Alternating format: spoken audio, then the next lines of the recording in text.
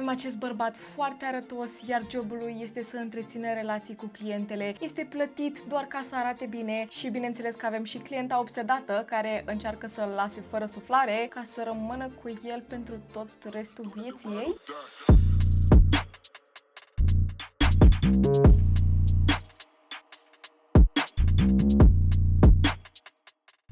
Salutare, Fantrocrime, azi e zi de traumă și dacă sunteți noi aici, bine, eu sunt Ceci și aici vorbim despre cei mai oribili criminali pe care am putut să găsesc vreodată. Din nou ne întoarcem în Japonia. Îmi era dor, ok? Mi era dor să fac despre un caz din Japonia. De ce aici le găsim pe cele mai teribile? Și dacă vrei să știți de ce este acest caz atât de viral, pentru că mie una nu mi se pare că ar trebui să fie atât de viral, dar de ce este atât de cerut? Am crezut că e ceva afară, Doamne ferește. Ei bine, pentru că această fată este prea frumoasă ca să fie o ucigașă, sau cel puțin așa zice internetul. Ne ducem în Japonia, Tokyo mai exact, în 2019, da, este atât de recent. Și acolo îl avem pe Phoenix Luna. Asta nu este numele lui adevărat, este numele de scenă. Numele adevărat este Liu Yue, dar de dragul meu și al tuturor o să zicem Phoenix, ok? El lucra în acest club. Acest club este unul destul de specific pentru Japonia, se numesc Host Clubs, o să vă explic mai acum despre ce este vorba, dar el era acest băiat de 20 de ani, extrem de arătos și avea în fața lui un viitor de succes. Până să ajungă el la acest job, țin să vă spun că el de când avea 6 ani a fost dat la centrul de plasament de către mama lui și avea 6 frați, dar nu s-a mai văzut cu ei de la vârsta de 6 ani și toată copilăria lui a încercat să fugă de la acest centru de plasament și să ajungă să-și facă un viitor pentru el. Nu și-a mai regăsit frații pentru o bună perioadă de timp și într-un final a ajuns să lucreze la acest club. Acum haideți să vă spun. Practic jobul lor, numele jobului era de gazdă și ce trebuiau ei să facă era să arate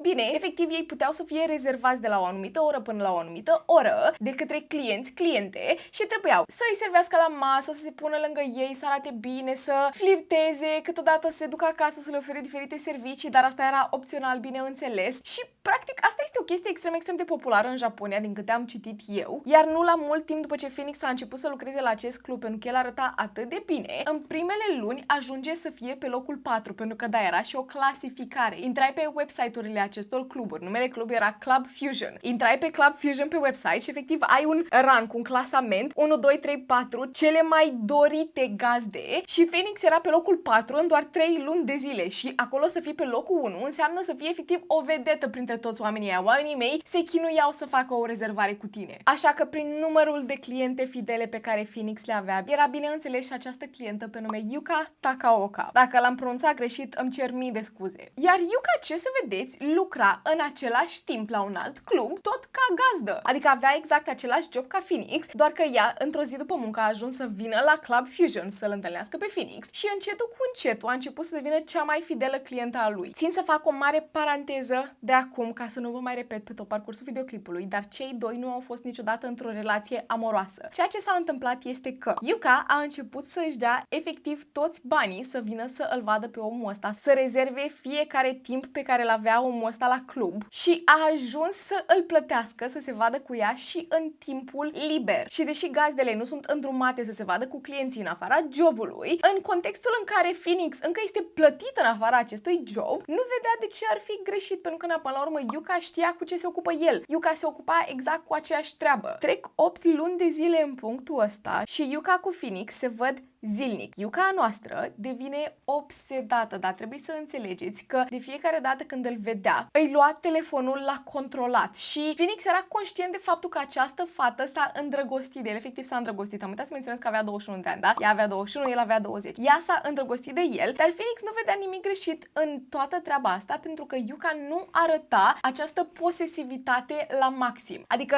ei când erau împreună era această fată foarte calmă, foarte iubitoare, care doar își petrecea timpul cu acest bărbat, iar atunci când el era la muncă și ea nu putea să aibă niciun control asupra lui, înnebunea. Efectiv, înnebunea acasă, făcea toate crizele de gelozie, doar că nu îi le arăta lui. Așa că nu a trecut mult timp până când Yuka să rezerve absolut tot timpul lui Phoenix la club, tot timpul. Și dacă tu ai tot timpul, dar toate acele sloturi rezervate la club, automat ești împins pe locul 1 de la cea mai dorită gazdă. Și efectiv, deși era de la aceeași persoană care era Yuka, l-a împins ca să ajungă gazda numărul 1 și era cel mai dorit dintre toate celelalte gazde. Și gândiți-vă că Yuka în astea 8 luni de zile plătea în jur de 9.000 de euro pe lună, aproape 10.000 de euro pe lună, doar ca să se asigure că omul ăsta nu mai stă și cu alte cliente. Și în aia, deși rezerva toate aceste sloturi ale lui Phoenix, bineînțeles când ea trebuia să meargă la muncă, la jobul ei de gazdă, Phoenix tot trebuia să fie acolo la club. Și automat era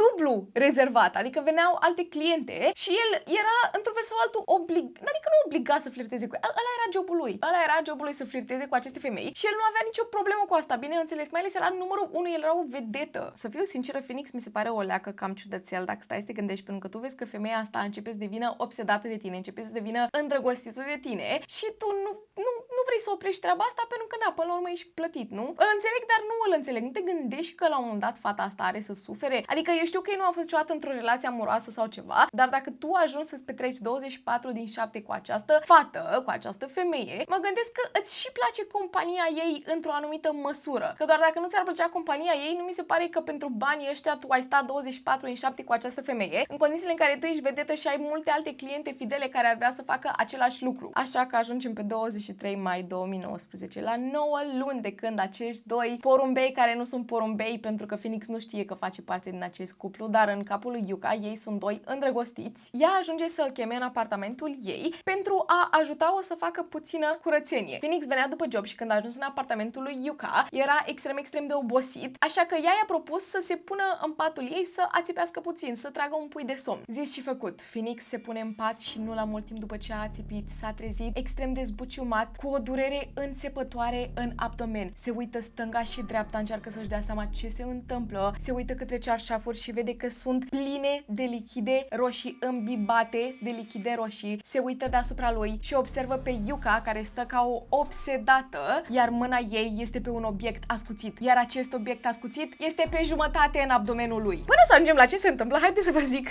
de fapt cum s-a ajuns în această poziție. Cât Phoenix s-a pus să se culce, Yuka i-a luat telefonul. Vrei să știți ce a găsit în telefonul lui? Poze cu clientele sale de la club. De neașteptat. Cum adică să găsească poze cu alte femei în telefonul lui? Acestui bărbat, care bărbatul ăsta esențial, da, în capul ei, este iubirea vieții sale. Cum să se vadă cu alte femei la jobul lui de gazdă, care asta trebuie să facă? Ne întoarcem la pat, ok? Phoenix realizează motivul pentru care Yuka este deasupra lui cu acest obiect în mână în abdomenul lui și își dă seama că singura lui șansă să supraviețuiască e să o potolească, să o calmeze. Și cum face lucrul ăsta? Se uită la ea în ochi și spune: Yuka, vreau să fiu cu tine pentru tot restul vieții, te rog frumos, oprește-te. El realizează că o altă lovitură în abdomen nu avea cum să o supraviețuiască, așa că ăla este momentul în care Yuka se uită la Phoenix și rămâne efectiv bulversată. Tu chiar vrei să fii cu mine într-o relație? Vrei să fii cu mine pentru tot restul vieții mele? Ăla este momentul în care Phoenix o ia, o dă deoparte de pe pat, se ridică în picioare, obiectul ascuțit cade jos din abdomen, toate aceste lichide roșii ies din el și începe să fugă afară pe ușă, direct către liftul blocului, pentru că da, stătea la etaj. În urma lui această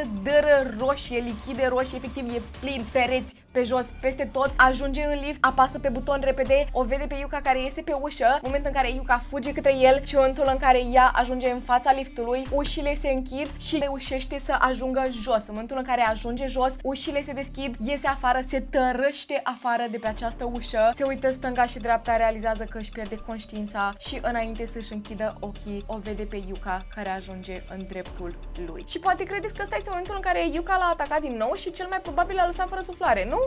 Nu. El era pe jos. Există această poză. Nu cred că pot să vă arăt în întregime, dar puteți să o găsiți extrem de ușor. Nu vă propun să vă uitați la ea. Îl avem pe Phoenix care stă pe jos, se chinuie să supraviețuiască, e pe viață și pe moarte, efectiv, și Yuka este lângă el, îmbrăcată în această rochițică neagră, niște șlapi în picioare, negri, arată efectiv ca scoasă din basme, își scoate o țigară și o aprinde, își scoate telefonul și își sună o prietenă ca să bărfească. Da, efectiv, e poza asta care a devenit atât de virală și efectiv mă macină. Au trecut câteva minute până când vecinii să realizeze ce se află pe holul blocului și bineînțeles că sunau autoritățile, se strâng foarte mulți oameni în jur, dar nimeni nu are curajul să se apropie de această fată, pentru că pare atât de calmă și atât de fericită și stă lângă acest bărbat care e clar că se chinuie să supraviețuiască, e clar că și-a pierdut conștiința și că e înconjurat de această baltă, dar nimeni nu are tupeul și într-un final autoritățile ajung la fața locului, se apropie de Yuka și sunt foarte surprinși să o vadă atât de calmă și atât de fericită. Este arestată, este cu zâmbetul pe buze, este pusă în mașina de poliție și dusă către secție. Bineînțeles că Phoenix al nostru este dus de urgență la spital și este băgat direct în operație. Au trebuit să-i reconstruiască acest ficat pentru că în el a fost înjunghiat și ăsta este momentul în care ei s-au chinuit să-i găsească rudele, să-i găsească frații în caz că are nevoie de un transplant. Din fericire nu i-a trebuit unul, dar rinichiul lui era destul de rănit, avea destul de multe leziuni pe el și a stat în comă 5 zile. Doctorii au dat șanse de supraviețuire de 20%.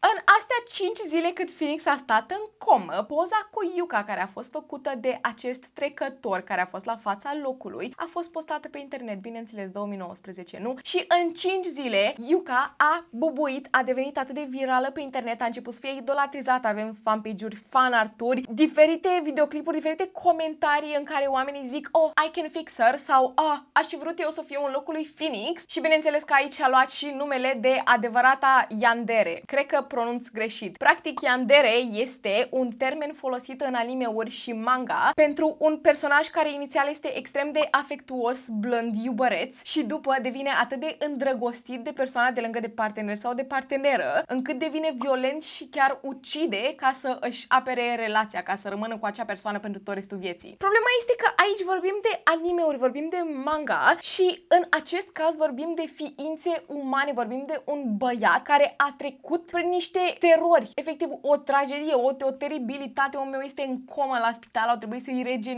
să-i refacă, a trecut printr-o operație, ok, ceva cu ficatul. Vreți să știți ce le-a spus Yuka autorităților? Faptul că ea de fapt voia ca să-l lase fără suflare, pentru că dacă nu poate să-l aibă doar pentru ea, nicio altă femeie nu ar trebui să aibă această șansă și avea de gând să-l lase pe el fără suflare, să aștepte ca să-și dea ultima suflare și după să-și ia viața singură, ca să se asigure că vor rămâne împreună pentru tot restul vieții în viața de după. Și vă mai și citesc din ceea ce a spus: am vrut să-l las fără suflare ca să pot să fiu împreună cu el. Am crezut că expresia vreau să fiu cu tine va deveni realitate dacă sfârșim amândoi. How? Ne întoarcem la Phoenix care după 5 zile de comă și operație supraviețuiește. A supraviețuit.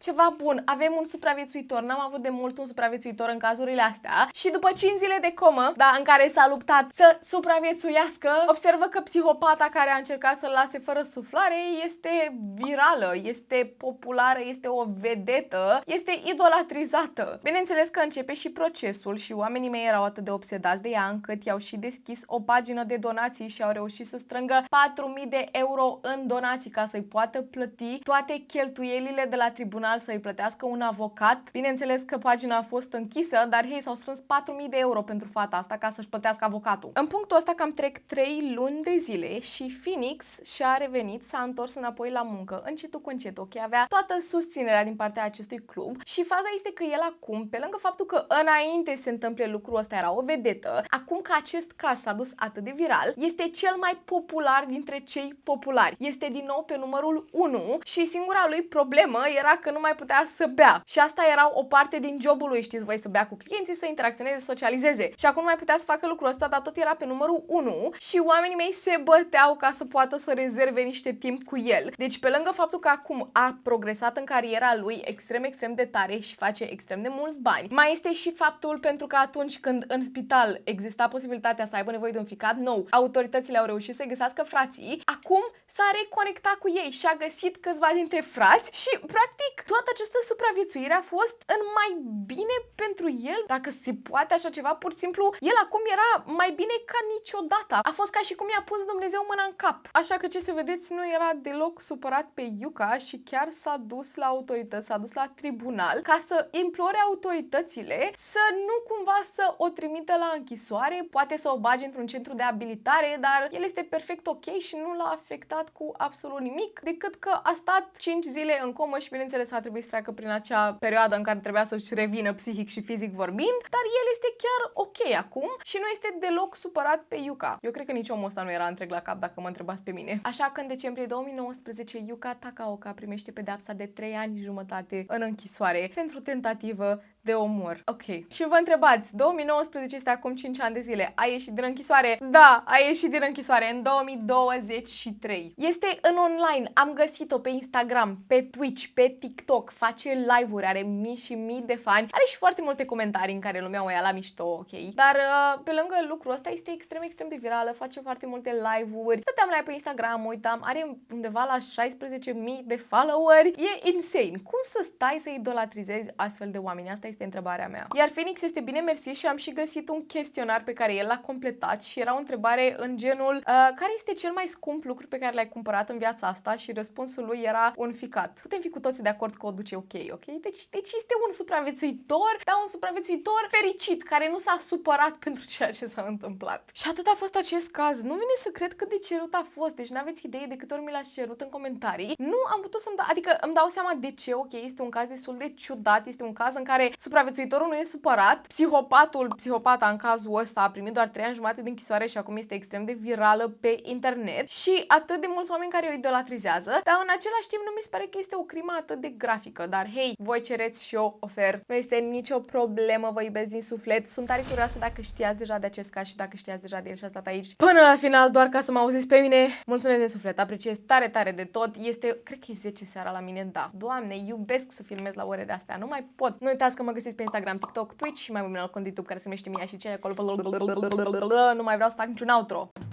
Mai avem un alt cont YouTube care se numește Mia și ce acolo postăm tot felul de chestii interesante. Dacă vreți să mă susțineți și într-un alt fel, puteți să vă alăturați membrilor acestui canal. Acolo aveți videoclipurile în avans și diferite story time-uri din viața mea personală. Sunt tare curioasă să vă aud opinia în comentarii și ce alți criminali vreți să mai vedeți la mine pe canal. Iar până trauma viitoare, stay safe!